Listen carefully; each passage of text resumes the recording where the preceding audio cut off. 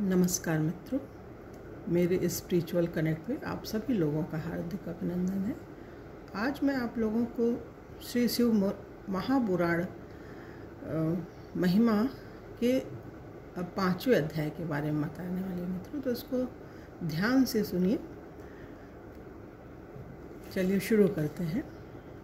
5वां अध्याय, चंचुला के प्रयत्न से बिंदुक का पिशाच योनि से उद्धार। इसमें यह है, चंचुला अब वहाँ माँ के धाम में पहुँच गई तो उसके प्रयास से बिंदुक जो है पिशाच बन गया था, तो उससे पिशाच की योनि से उसको मुक्ति मिली। उसमें कैसे प्रयास किया उसने, चंचुला ने, तो इस बारे में ध्यान से सुनिए मित्रों।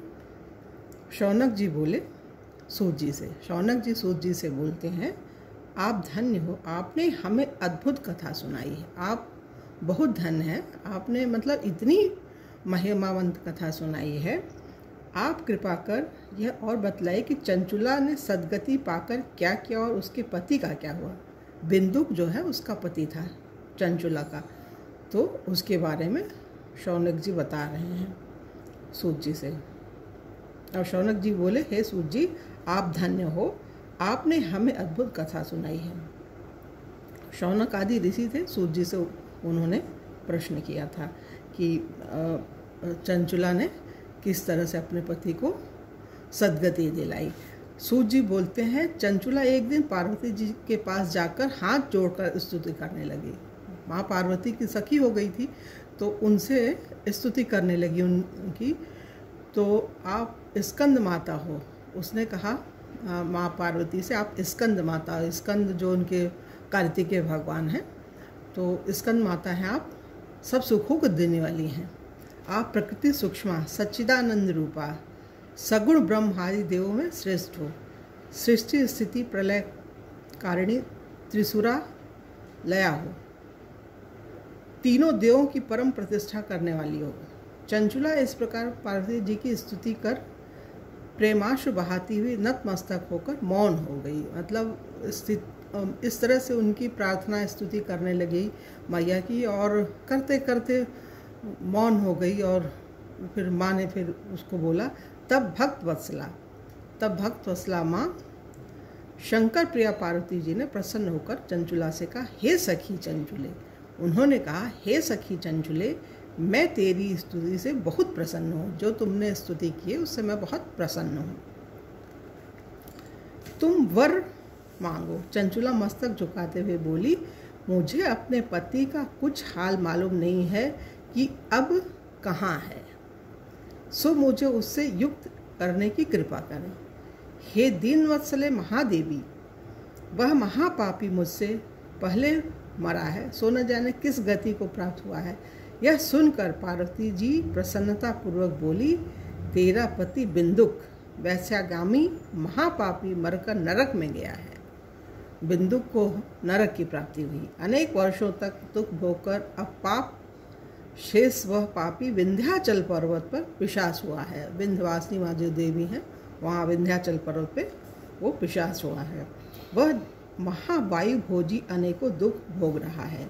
सूत जी बोले, पार्वती जी के वचन सुनकर चंचुला पति के दुख से बड़ी दुखी हुई। कुछ धैर्य धरकर पार्वती जी को प्रणाम करके दुखी मन से वह बोली, हे देवी, कृपा कर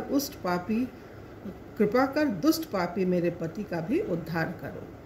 किस प्रयत्न से उस पापी की सद्गति होगी, सो कृपा कर शीघ्र कहिए।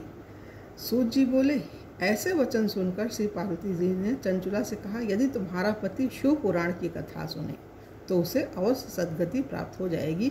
मतलब ये कहने का ये अर्थ है कि भूत प्रेत भी अगर शिव कथा को सुन लेते हैं तो उन्हें प्रेत योनि से मुक्ति मिलती है। ऐसे गोकर्ण ने अपने भाई जो था उसका धुंधकारी, भागवत कथा में आती है मित्रों, भागवत में उसके वो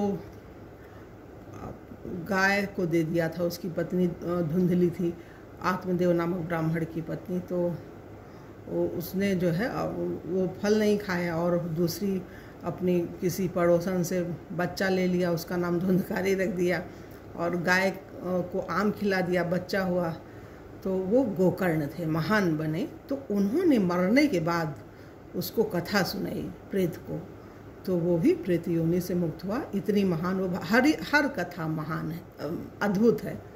तो जो भी सुनता है, प्रेत जब मुक्त होते हैं तो हम लोग सुनेंगे तो क्यों नहीं मुक्त होंगे मित्रों। मुक्ति चाहिए तो कथा तो ज़रूरी है। भगवान भोले की हो, कृष्ण को, किसी भी देवी देवता की हो, माँ देवी की हो, कथा तो अनिवार्य है मित्रों। तो ये चीज़ है। किस प्रश्न उस पापी की सद्गति होगी, सो कृपा कर शीघ्र कहिए। वो चंचुला बोलती है माँ पार्वती से। सूत जी बोले, ऐसे वचन सुनकर श्री पार्वती जी ने चंचुला से कहा, यदि तुम्हारा पति शिव पुराण की कथा सुने तो उसे अवश्य सद्गति प्राप्त हो जाएगी। गौरी जी के ऐसे वचन सुनकर चंचुला बारंबार प्रणाम करने लगी।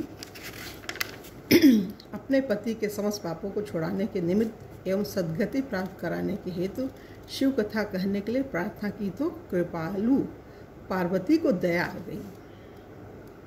तब उन्होंने शिव कृति गायन करने वाले तुम्बरु गंधर्व को बुलाकर कहा, तुम्बरु गंधर्व थे, हे तुम्बरु, तुम मेरा वचन मानकर इस स्त्री के साथ शीघ्र ही विंध्याचल पर जाओ, इससे तुम्हारा कल्याण होगा।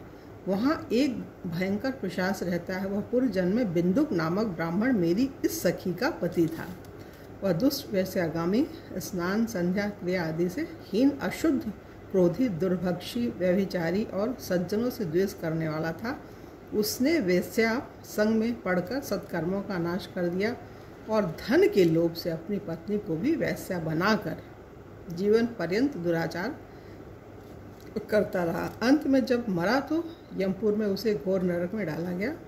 उस पापी ने वहाँ बहुत सी यम यातनाएं भोगी और अब वह विंध्याचल पर्वत पर पिशाच होकर अपने पापों का फल भोग रहा है।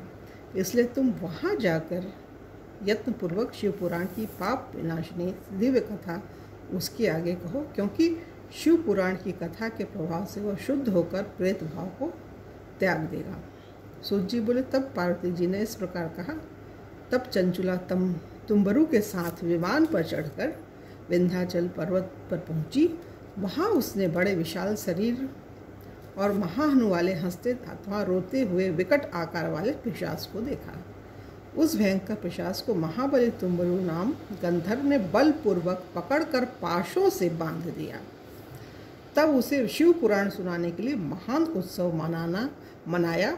उस दिन से यह प्रसिद्ध हो गया कि गौरी की आज्ञा से पिशाच को उतारने के लिए तुम्बरु गंधर्व विंध्याचल पर शिव पुराण की कथा करेंगे।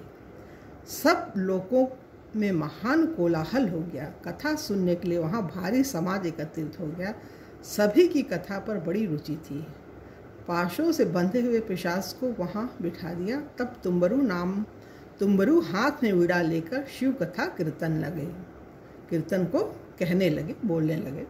पहली संहिता से लेकर 7वीं संहिता तक महात्मा सहित उसने शिव पुराण की कथा सुनाई तो समस्त श्रोतागण उस 7 संहिता वाले संपूर्ण शिव पुराण को सुनकर सब पापों से मुक्त हो गए। और उस ब्राह्मण ने पिशाच शरीर त्याग कर दिव्य रूप प्राप्त किया। मतलब पिशाच योनि से मुक्त होकर के वो अच्छे मानव के रूप में वो वहीं पे खड़ा हो गया।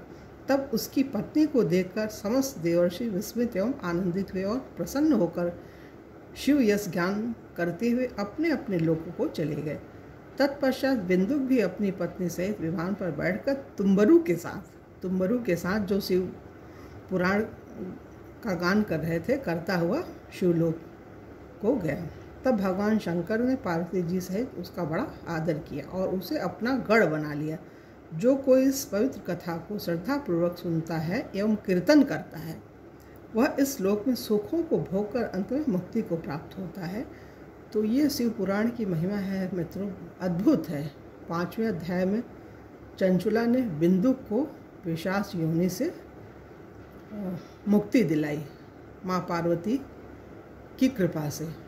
ये है कि जरा सा भी आदमी सुन लेता है, जाने अनजाने कैसे भी, तो उसको सद्गति तो मिलती ही है मित्रों। तो ये पवित्र सावन मास, इसमें ज़रूर श्रवण कीजिए मित्रों।